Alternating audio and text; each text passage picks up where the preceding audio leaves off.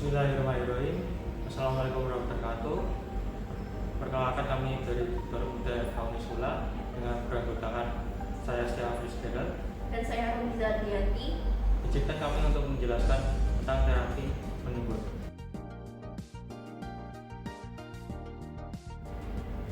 Definisi mendengkur yaitu suara gemetar keras yang terjadi saat tidur, terjadi saat pengambilan dari nafas akibat dari suatu getaran pada langit-langit lunak mulut dan uvula atau suatu penonjolan dari langit-langit mulut. Prevalensi atau angka kejadian dari mendengkur meningkat seiring bertambahnya usia, paling banyak pada usia 50 sampai 60 tahun dan paling sering pada laki-laki. Lalu, apa saja sih penyebab dan faktor resiko mendengkur itu? Mendengkur bersifat multifaktorial. Beberapa hal lain yang menyebabkan terjadinya mendengkur ialah hilangnya tonus otot yang berhubungan dengan pola tidur, obstruksi anatomi saluran hidung, amandel besar, lidah besar, alergi, dan kondisi medis tertentu seperti asma. Sedangkan untuk faktor resiko dari mendengkur yaitu yang pertama, obesitas yang menyebabkan bertumpuknya lemak di daerah leher. Yang kedua, menderita penyakit stroke yang mengenai saraf-saraf tenggorokan dan menyebabkan tonus menurun sehingga mengakibatkan mendengkur atau snoring. Yang ketiga, menderita tumor tenggorokan. Yang keempat, kelelahan akibat aktivitas berlebih. Dan yang kelima, mengkonsumsi zat relaksan seperti alkohol. Selanjutnya yaitu tipe-tipe dari mendengkur. Yang pertama yaitu primary atau simple snoring, yaitu hanya mendengkur yang keras saja tanpa ada henti nafas dan mendengkur pada saat terlentang saja. Kemudian habitual snoring, yaitu kondisi di mana mendengkur pada setiap malam tertidur dan mendengkur pada posisi apapun. Kemudian yang ketiga ada sleep apnea, di mana bentuk terburuk dari gangguan tidur dan pernapasan yang terjadi secara berulang dengan episode tidak bernapas atau obstruksi jalan nafas yang menimbulkan dari penurunan saturasi oksigen, di mana pada saat nafas berhenti, karbon dioksida meningkat di pembuluh darah yang menyebabkan suatu sentakan. Kemudian otak akan memberi sinyal untuk membangunkan tubuh. Kemudian kembali bernapas normal kembali dan mengembalikan tingkat oksigen, kemudian akan tertidur kembali. Kemudian selanjutnya dari penegakan diagnosis bisa dimulai dari anamnesis, pemeriksaan fisik dari hidung dan mulut.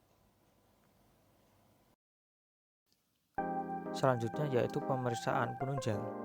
Pertama bisa dilakukan sleep endoscopy, di mana memasukkan kamera dari hidung ke dalam tenggorokan hingga ke tempat di mana obstruksi atau masalah mendengkur berada. Di mana contoh gambaran pemeriksaan mendengkur yaitu seperti ini.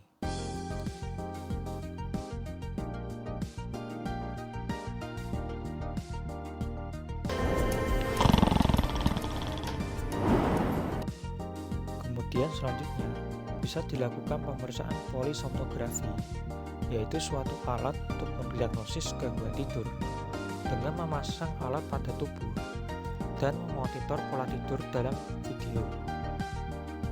Hasil dari video itu juga bisa dilihat pada hipnogram atau gambar grafik, yaitu dengan menilai tingkat kedalaman tidur dan adanya henti nafas saat tidur.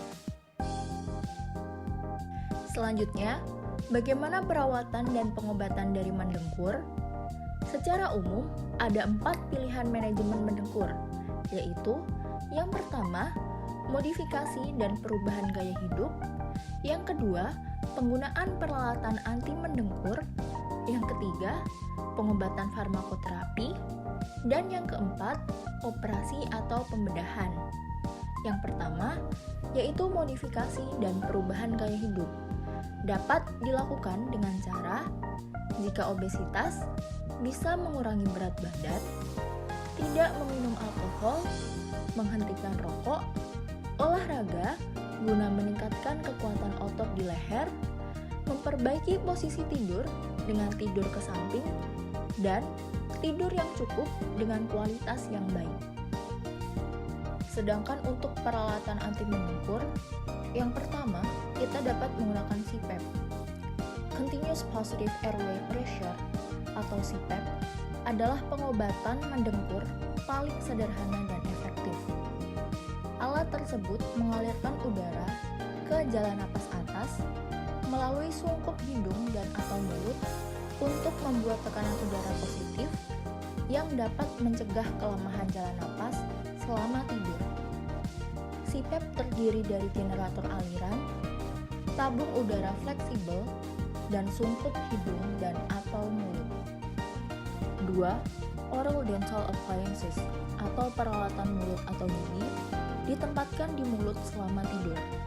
3. Chin strap atau tali dagu dapat menutup mulut pendengkur dengan mengangkat rahang bawah.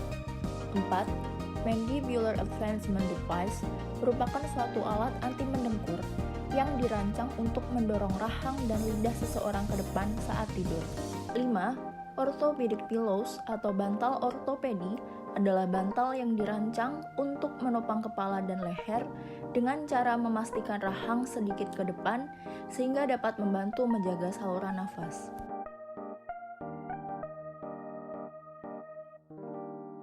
6. Lip seal atau perekat bibir adalah alat anti mendengkur yang digunakan untuk melekatkan bibir. Alat ini dapat digunakan bersamaan dengan chin strap atau tali dagu. Prosedur pembedahan dapat dilakukan dengan cara yang pertama, uvulopalatofaringoplasti atau biasa disingkat dengan UPPP yang bertujuan untuk meningkatkan ruang udara di belakang mulut dengan mengangkat jaringan di tenggorokan, termasuk salah satu atau beberapa bagian yaitu uvula atau anak tekak, langit-langit lunak mulut, dan amandel. Selanjutnya ialah Laser Assisted Uvulopalatoplasthy atau LAP, merupakan prosedur menggunakan laser untuk memperpendek uvula, yaitu jaringan lunak yang tergantung di bagian belakang tenggorokan dan membuat sayatan di langit-langit lunak mulut. Ketika sayatan ini pulih, jaringan di sekitarnya akan kaku dan mencegah getaran di tenggorokan yang menyebabkan dengkuran. Untuk yang selanjutnya adalah terapi RFI atau Radio Frequency Ablation, di mana untuk prosedur dari terapi ini, yang pertama, tenggorokan dan lidah akan dianestesi. Selanjutnya, energi radiofrekuensi diaplikasikan di belakang lidah.